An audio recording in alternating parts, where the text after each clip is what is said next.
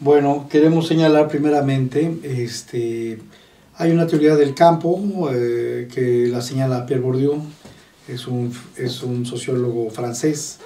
En el 2011 realiza un libro que es muy importante, que todos leamos, que se llama Las estructuras sociales de la economía.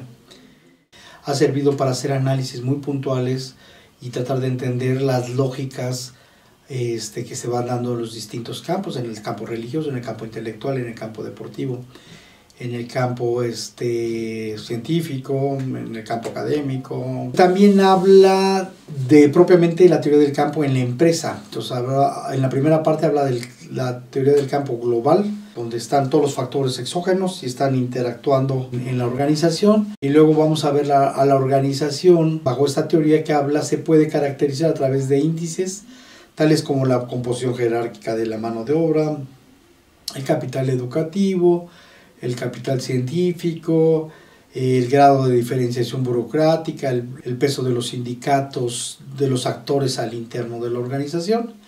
Entonces, esa es la dimensión de la organización en el campo y que tiene que ver con los actores que participan.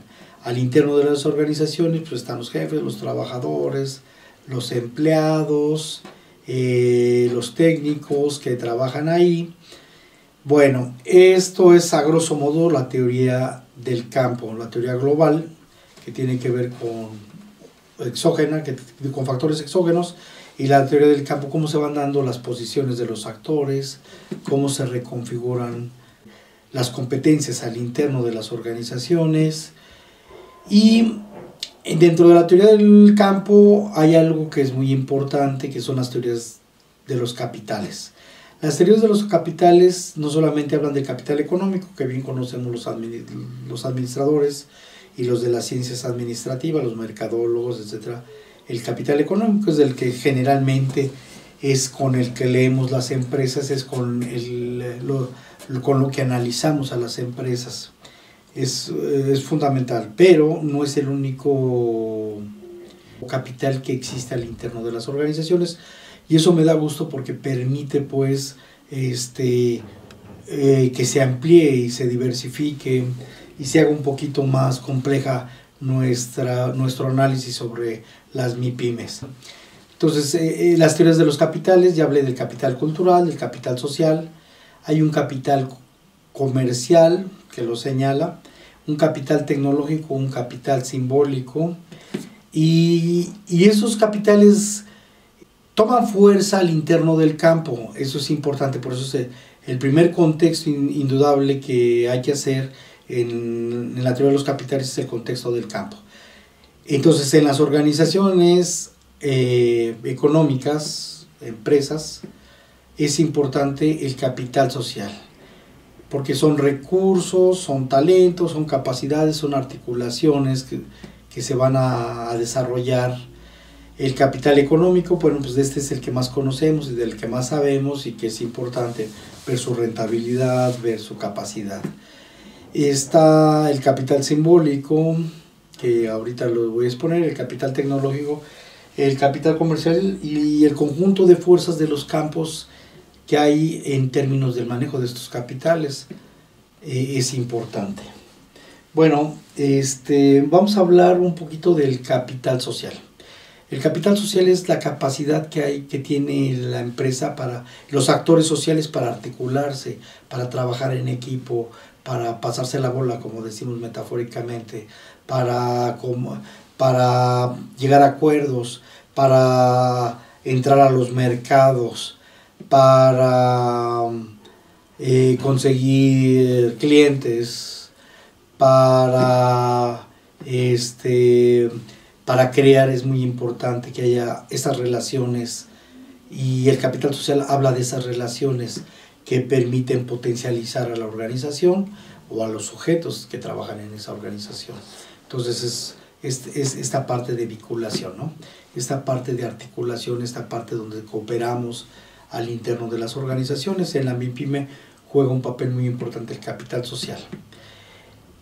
Es más, podría decir que gracias al capital social muchas de las MIPYMES subsisten, si no, no podrían ni subsistir económicamente. El otro es el capital simbólico. El capital simbólico es el capital que tiene que ver con la representación de la empresa, ¿sí? Esta es una empresa familiar, goza de buen prestigio, tiene reconocimientos del cliente, tiene reconocimientos de la competencia sabe que es buena empresa o que es mala empresa, que adultera o que tiene valor agregado en sus productos, tiene una autoridad moral, tiene solvencia.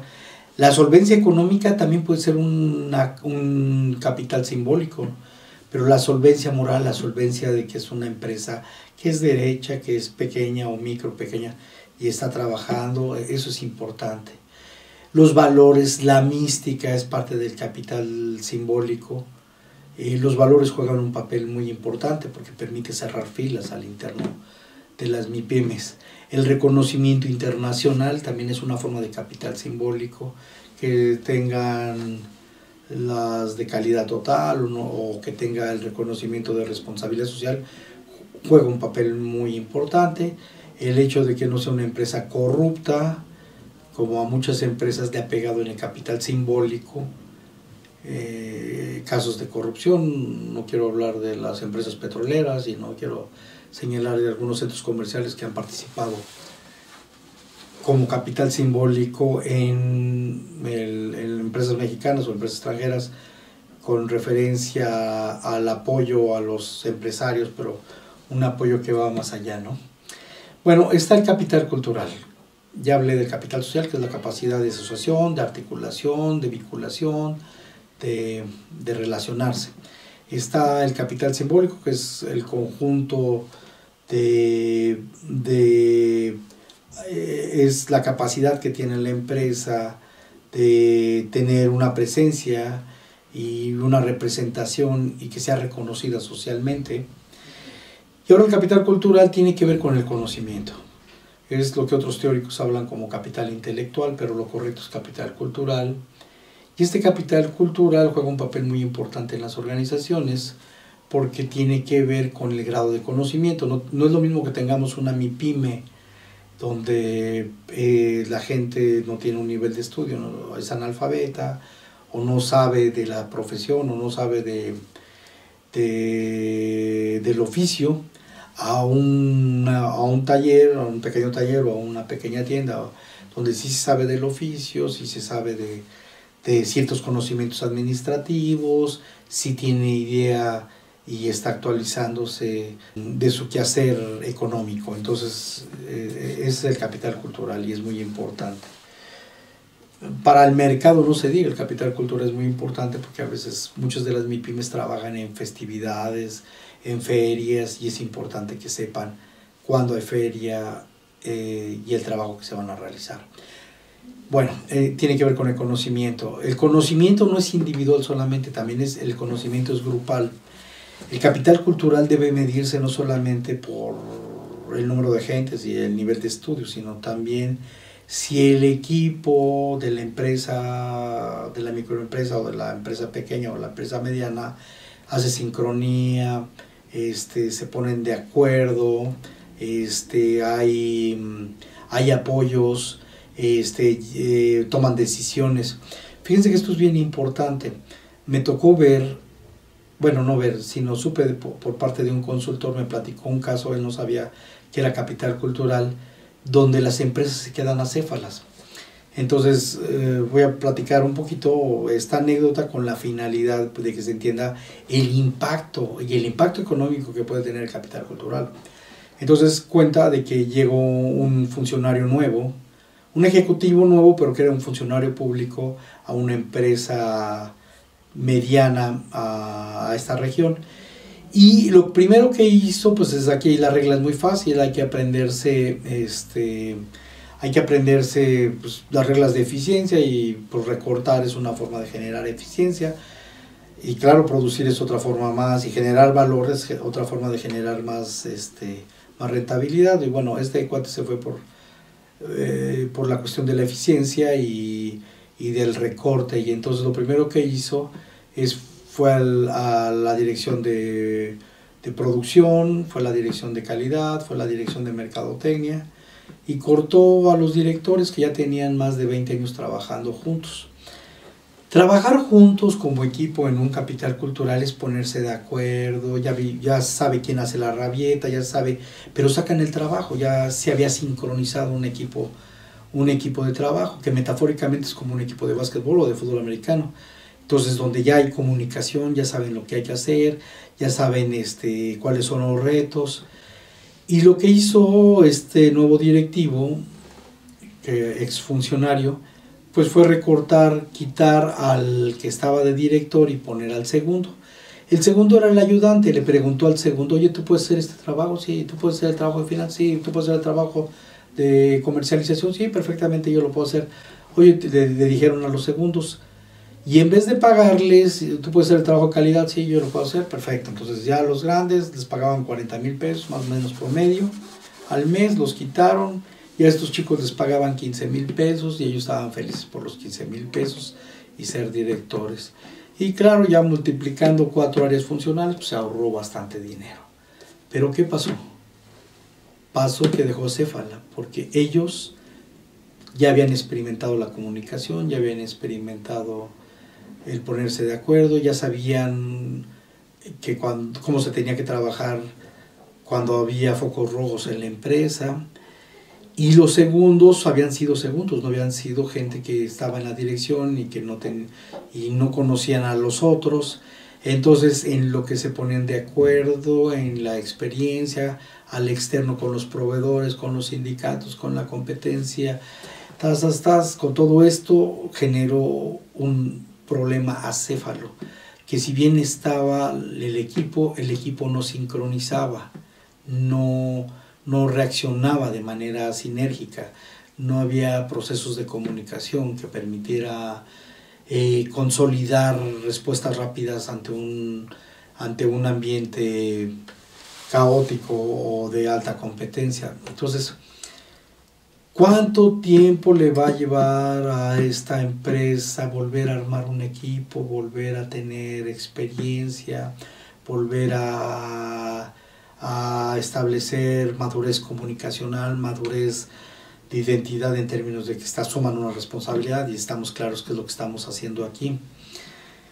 Es como un equipo de fútbol, un equipo de básquetbol, un equipo de fútbol americano. Puedes traer las mejores estrellas, pero si no sincronizan, va a ser un choque de egos, va a ser un choque de información, va a haber saboteos, va a haber... Ya cuando un equipo se integra a través del tiempo, de las experiencias, del conflicto, de las avenencias, pero también de la conciliación, de la paciencia, de los acuerdos, de la esperanza, de la visión conjunta, pues ya puede ir madurando. Entonces, ¿cuánto le va a costar a la empresa haber perdido sus cuadros principales y sustituirlos por cuadros secundarios? No es que los chicos nos desfacultemos, pero hay un problema de tiempo, de inversión, de interés, que en la empresa va a tener un impacto económico y va a tardar bastante tiempo en volver a armar un equipo que tenga un nivel de juego, un nivel de práctica, un nivel de competitividad y de colaboración sobre todo.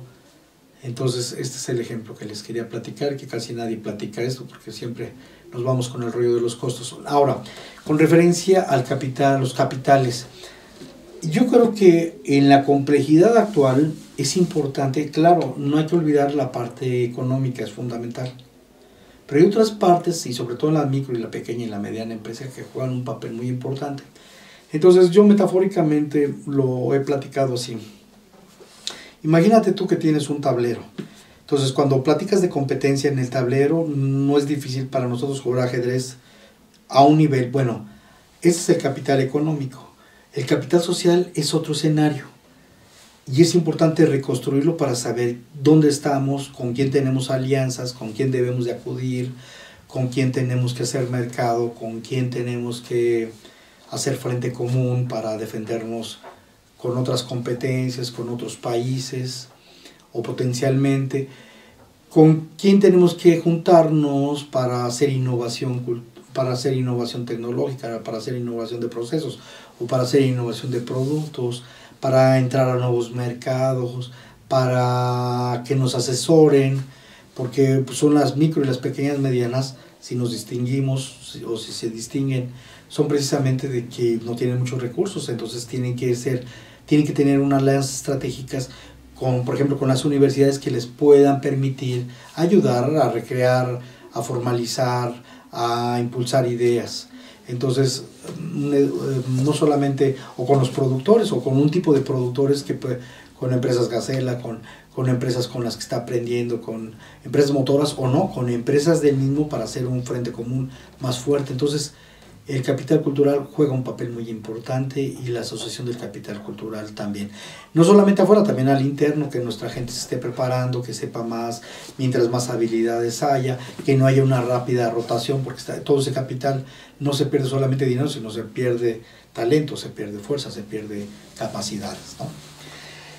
Bueno, y otro nivel pues es el capital simbólico, que le representamos a la sociedad que representan, donde interactuamos. Me ha tocado ver cosas muy importantes, por ejemplo, empresas que son responsables a un nivel cultural, ¿no? Que son las que patrocinan una carrera, que son las que patrocinan un evento, las que dan el trofeo en un torneo de fútbol. Cosas tan pequeñas que pueden ir articulando con el medio y siendo simpáticas, siendo adecuadas, siendo aceptadas por el medio para que no les roben, no les pinten, no les pintarrojen, no les saboteen a la empresa. Entonces estos procesos son muy importantes y generalmente en las llamadas ciencias administrativas nada más ves lo económico, pero no ves las estrategias para capital social, capital cultural, capital simbólico, capital ecológico y mucho menos capital tecnológico y comercial. Bueno, nosotros hicimos un trabajo de investigación en Celaya, en la región Laja Bajío principalmente, donde levantamos 418 entrevistas de un universo en aquel entonces de 1.372 unidades económicas, levantamos 418 y trabajamos métodos cualitativos que también son importantes, pero sí queríamos levantar no 3 casos, sino un grupo de casos que nos pudiera platicar un poquito más sobre la importancia de los capitales en la región. Y la pregunta fue simple, más orientada por historia de vida. Les preguntamos, ¿nos podría contar brevemente la historia de la empresa, sobre qué problemas tuvo y cómo lo solucionó? Y adivinen qué, que sí nos dijeron bastantes cosas sobre estos capitales, que a continuación les voy a platicar. Bueno, pues aquí van a ver ustedes en la gráfica cómo está distribuida. Aplicamos 265 entrevistas a micros, 114 a pequeñas, 32 a medianas, 9 a grandes, bueno, porque así levantó la mesa, pero predominantes son micros y pequeñas empresas. Bueno, ¿qué encontramos? Fíjense que a mí me interesaba mucho saber que en las historias de vida, en los relatos de cómo se inició una empresa y qué vicisitudes tuvieron para echarla a andar, encontramos algo muy importante, que la familia es el detonador más importante de capital social. Entonces encontramos colaboración familiar, predominantemente en las micro, y en las pequeñas más o menos un poquito menos de una tercera parte. Vimos la herencia familiar, fíjense, que también es la familia, cómo juega un papel muy importante. 37 casos, 16, que es aproximadamente el 58 de 420 son como una octava parte. El apoyo económico familiar, van a ver ustedes la tabla, el ganar confianza a sus clientes, la colaboración de la familia política. Si nosotros sumamos la colaboración familiar, la herencia familiar, el apoyo económico familiar, la colaboración de la familia política, la inversión de la familia migrante, van a ver qué tan importante es la familia. Y la familia apoya con dinero, con esfuerzo, con trabajo. Entonces por eso es tan importante el capital social familiar al interno. También hay clientes que juegan un papel importante. Sí no encontramos mucha con articulación de otras empresas, sí vimos algunos casos de accionistas y vimos algunos casos donde el gobierno apoyó, pero podemos decir que más del 60 y tantos por ciento, 65% fueron apoyos familiares. Entonces, a este libro yo lo iba a poner con la pequeña ayuda de mis amigos, que era porque yo trataba de encontrar eso, que hubiera apoyo de los amigos, de los conocidos, pero no. Encontramos apoyo principalmente de la familia en la micro y en la pequeña empresa como su fuerza. Bueno, esto es con referencia al capital social. Con referencia al capital cultural, les preguntamos a la gente y nos dieron 1000 respuestas. Se hace a través de criterios cualitativos que permiten clasificarlos, y después, una vez que ya tienes la información, ya pues vas haciendo lo que se llama caja de desastre, que ya teniendo pues vas colocando el número de frecuencias de las respuestas y del tipo de respuestas en el tipo de las clasificaciones por naturaleza de las respuestas. ¿Qué encontramos? Bueno, pues encontramos que la mayoría tiene experiencia en el giro. Fíjense que eso es muy importante, que muchas de las empresas pequeñas, de las 420, encontramos que la mitad, un poquito menos de la mitad, tienen ya experiencia en el giro, o sea, no están experimentando. Sí encontramos un porcentaje menor que tiene experiencia raquítica, o sea, muy poca, y otra que estaba en fases de experimentación, de que están viendo si funciona esto, si funciona aquello. Eso es muy bueno, pero bueno, no estaban consolidadas en saberes. Está la experiencia en la actividad afín, o sea, donde se comparten experiencias dos o más empresas. De conocimiento e innovación encontramos que de 8 de 420, pues en aquel entonces que hicimos el libro, en el 2009 aproximadamente, no había tanta fuerza de esto de la innovación. Grupos especializados sí había, ya eran menores. Asesorías sí hay muchos, pero a veces los que asesoran no saben mucho de lo que pasa. Estudios y ensayo-error, o sea, pues la parte de experiencia, a ver si funciona o no funciona, y ahí iban dando. Y manuales, pues es la más corta. Se supone que, pues yo sé que la lógica en las empresas MIPYMES, micro, pequeñas y medianas, son más culturas ágrafas, es decir, que no se escribe mucho porque no hay tiempo para escribir. Pero bueno, a diferencia de la grande, que donde sí se dan manuales de procedimiento y de organización. Solamente de las que encontramos, una tenía esos manuales, y sin embargo pues son conocimientos sintetizados. El capital simbólico, bueno, hay proceso de posicionamiento en el mercado, fue la mayoría. Hay una actitud y disposición al reto y al trabajo, eso es importante también. El prestigio de la calidad y el servicio, encontramos un tanto. El gusto del cliente por el producto, de acuerdo a lo que dicen los mismos productores, y el reconocimiento del producto. Entonces son estas las que encontramos como principales capitales simbólicos de las empresas. Y bueno, también quiero señalar que las que no contestaron o no hicieron referencia a esto, sin embargo, juega un papel importante el capital simbólico, que se conozca o a la empresa, o al producto, o a los productores, o al dueño. Eso es importante, que se haga, que tenga presencia en la comunidad, que se conviva con la comunidad.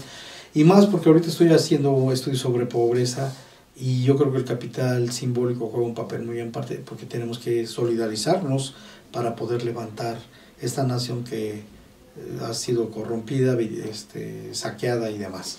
Por eso es importante el capital simbólico. La moral juega un papel muy importante, ¿no? Bueno, pues aquí en la siguiente imagen que vamos a presentar es cómo es importante ver el territorio. El territorio te permite ver las articulaciones del capital social, del capital cultural, del capital simbólico. Y sí es importante que nosotros digitalicemos, o por lo menos tengamos un mapa de acciones y de articulaciones, no solamente de proveedurías, que es lo que se ha venido impulsando últimamente, ¿sí? o de competencia, ¿no? De saber dónde está nuestra competencia, sino también ver cuáles van a ser las plataformas del desarrollo de la sociedad de conocimiento en la región los sistemas de innovación, ¿sí? ¿Cuáles son las vocaciones económicas en la localidad y posteriormente en la región? ¿Cuáles son las vocaciones económicas? Tenemos que hacer análisis diagnósticos de los sectores económicos. Es importante que sepamos en un territorio cuál es nuestro campo de acción y cuál es nuestra ponderación en nuestro actuar, si es impactante o no es impactante. Y bueno, eso que tiene que ver. Tenemos que ver las capacidades ofrecidas para facilitar las actividades económicas, ¿no? El entorno tecnológico, el entorno físico, el entorno social, el entorno ambiental, que es fundamental. No nomás es sembrar arbolitos. Yo creo que el compromiso de la responsabilidad social ambiental juega un papel más importante e institucional, ¿no? También es importante, bueno, me imagino que en la Ciudad de México y en el Estado de México es muy complejo, pero sí es importante pues, los análisis de los distintos clústeres que hay que hacer para poder entender territorialmente el papel de nuestra pyme que estamos analizando dentro del estudio de caso o el estudio contextual, ¿no? Sobre todo el estudio contextual. Tenemos también el plan estratégico para dónde lo vamos a lanzar, qué se requiere, con quién tenemos que hacer alianzas. Siempre hemos pensado solamente al interno, endogámicamente, y claro, la fuerza familiar es muy importante, pero yo creo que es importante buscar aliados, y en el buscar aliados pueden ser posibles clientes, pueden ser posibles productores, proveedores, pueden ser posibles mercados. Entonces la planeación estratégica es fundamental, pero no solamente hacerla sino también muy bien en el contexto.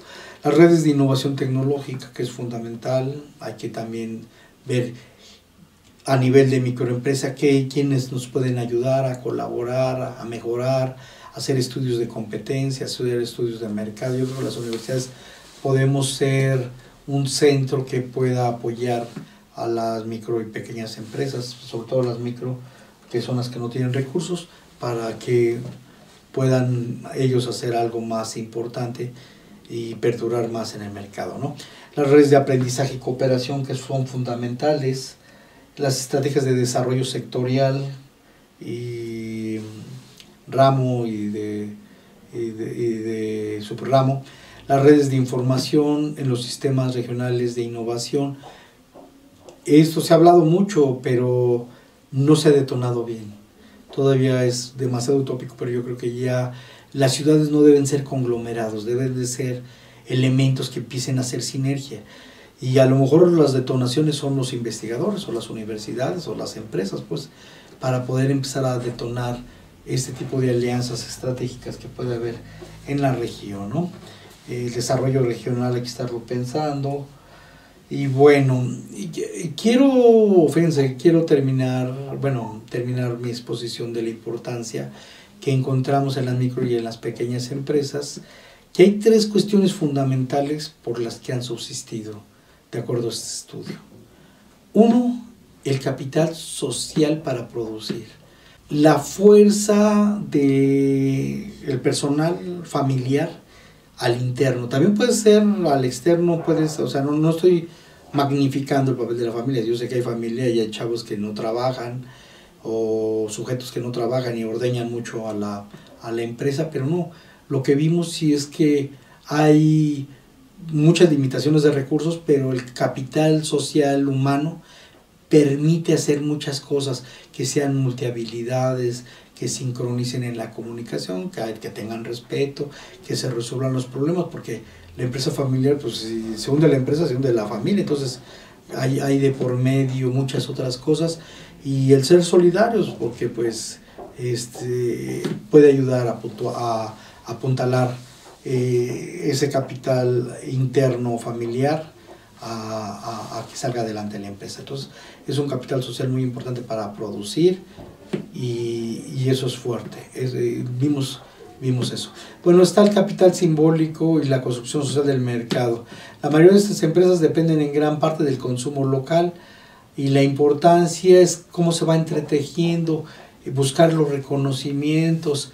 Y aquí hicieron cosas muy novedosas la gente, pero claro, no sabe qué es novedoso, pero porque por la necesidad se sale, hace degustaciones, toca la puerta, hace el servicio, lo lleva en bicicleta. Y eso fue algo muy importante porque poco a poco se empezó a ganar la simpatía y la preferencia, que es capital social, de los clientes. Entonces, quiero señalar que de acuerdo a la experiencia de la investigación, este es el capital que más tarda en construirse, el capital simbólico, los prestigios, y posteriormente el capital social para poder consolidar el capital comercial. Bueno, esto es, si en lo que vas armando tus clientelas, las redes y tus proveedores, pero principalmente a quién le vas a vender, para el micro y la pequeña empresa, sí. Y hay historias que son ejemplares, ¿no? Donde sale un chavo en el carrito del supermercado a vender el producto, o en la bici con el triciclo, o en su camioneta, porque ya no había que hacer. Entonces estas cosas fue lo que les permitió subsistir. Más o menos estos son los testimonios. El tercero tiene que ver con el capital cultural.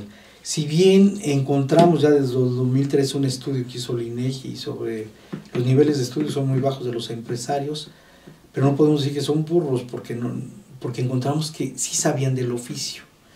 Y el oficio es muy importante. Sí es importante los conocimientos administrativos y todo, pero es importante el oficio porque muchos de ellos son talleres, muchos de ellos, y se quiere la habilidad y el trabajar y el ingenio y para poder apoyar. Yo, si fuera un gran director de desarrollo económico, apostaría a que nada más se complementara un poquito el capital cultural con conocimientos administrativos básicos, elementales, y hacer equipos de trabajo más en términos ingenieriles de creación, más creativos al interno de las MIPYMES, ¿no? Entonces, el capital cultural, o sea, el oficio sí lo sabían, y eso es muy importante pues para poder subsistir. Entonces ya complementaría estratégicamente qué podríamos hacer sobre el capital social, qué podríamos hacer sobre el capital simbólico y qué podríamos hacer sobre el capital cultural. Bueno, y quiero señalar las conclusiones. Es importante señalar que en este contexto se ubica un agente en diversas actividades económicas, organizacionales. Sí, pues el de la micro y la pequeña empresa arma bancos, pero a la vez va y le paga a los proveedores y atiende a los trabajadores. Esto es una dinámica muy interesante. Ya habíamos señalado que son ágrafas, y como son muchas culturas que no escriben, yo pienso que en la tradición oral es importante pues que se vayan retroalimentando. Hace tiempo pasó que las empresas vivían en un laberinto de la soledad, decía Octavio Paz, y sí, muchas de las empresas viven muy aisladas. Es necesario que se junten con el gremio, que intercambien experiencias, no solamente para jugar golf, sino para ver cómo le pueden hacer, que hablen de los proveedores, hablen de los clientes, en fin, que haya un intercambio formal e informal. E informal es muy importante, porque permite ir agrupando y ya no ver unidades productivas pequeñas, micro, que son muy vulnerables al mercado y a la sociedad. Entonces yo pienso que es importante que a medida que también los productores se organicen y sepan su papel y se respeten y colaboren entre ellos, que haya más capital social puede haber, ¿no? Es necesaria una cultura empresarial de la región, pero con valores, no de que el que no tranza no avanza y ese tipo de cosas, sino algo que luche por la comunidad, por la localidad, por el municipio, por la región. Y fíjense que también las clientelas reaccionan también en esta lógica de articularnos, de defender el espacio, de defender la economía local, ¿no? Aquí hay dos ejemplos. La leche Querétaro fue una leche que generaron, pero que generó una identidad local y que pudo competir con otras de otra marca, porque apelaba pues a que pues el trabajo y esta empresa es de aquí, apóyenos, etcétera, ¿no? Entonces sí hay solidaridad en ese tipo de cosas. También me ha tocado ver mucha gente en Europa apoya a los grupos indígenas, a los trabajos de los invidentes, etcétera, si simbólicamente si pasa y se puede, si se señala. Y la otra también que me gustó mucho que encontramos fue las vocaciones. Entonces Celaya es conocido por cajetas, ahora por la industria automotriz. Es importante que se vayan haciendo este tipo de alianzas y que el prestigio simbólico juegue un papel muy importante, como poder hacer en un momento dado los muebles de Paseo del Alto de madera, que son de alta calidad y muy artesanales, o el clúster artesanal que hay en Comonfort. Las vocaciones regionales en el capital social y simbólico juegan un papel muy importante en el escenario.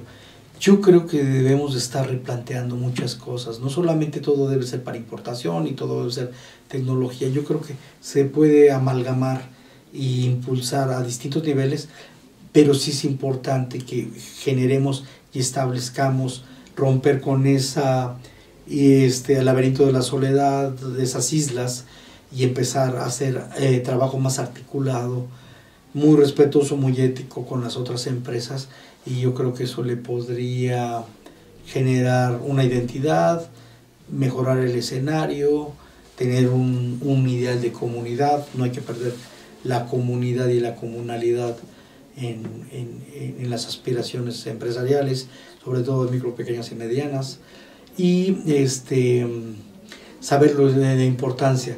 Se puede hacer bastantes intercambios. Me ha tocado ver de productores directos, tianguis de productores directos, donde no metan coyotes o gente que esté de intermediarios, sino directamente, y eso podría administrar. Me ha tocado ver pequeños trabajos, pero que apuntalan muy bien. Por ejemplo, estoy pensando en un municipio de Michoacán, en un tiempo, en Morelia propiamente, estuvieron un acercamiento muy bueno entre productores y distribuidores, entre la Canaco y Coparmex y las micro pequeñas empresas, para hacer intercambios y fortalecieron el mercado interno, y les sirvió porque a veces no tenemos clientela. Me ha tocado ver también cómo hay misiones que salgan ya no al norte, sino a Sudamérica, y en Sudamérica me tocó ver una experiencia muy importante de la empresa textil de Cortázar. Entonces hay muchas cosas muy importantes que podamos ver y que podemos compartir. No todo es competencia, es importante el capital social, la colaboración, y claro que pues no proceder antiéticamente, porque lo que nos ha llevado al aislamiento, a la fragmentación, a la dispersión y a la extinción es este componente de solidaridad, es no tener solidaridad entre las empresas, no tener apoyo entre nosotros, no confiar y hacer buenos productos, estar adulterando todo, y claro, pues terminamos como estamos en esta situación de México. Y la receta es inversa, es trabajar en la comunidad, trabajar, claro, en la competencia internacional, no, trabajar por, claro, innovaciones, pero trabajar también por la sustentabilidad, trabajar por las familias, que juegan un papel muy importante, por la comunidad, por nuestros vecinos. Yo creo que cambiando un poquito esta lógica de competencia rapaz y de sálvese quien pueda, podemos hacer un México mejor. Muchas gracias. Ricardo Contreras, Universidad de Guanajuato.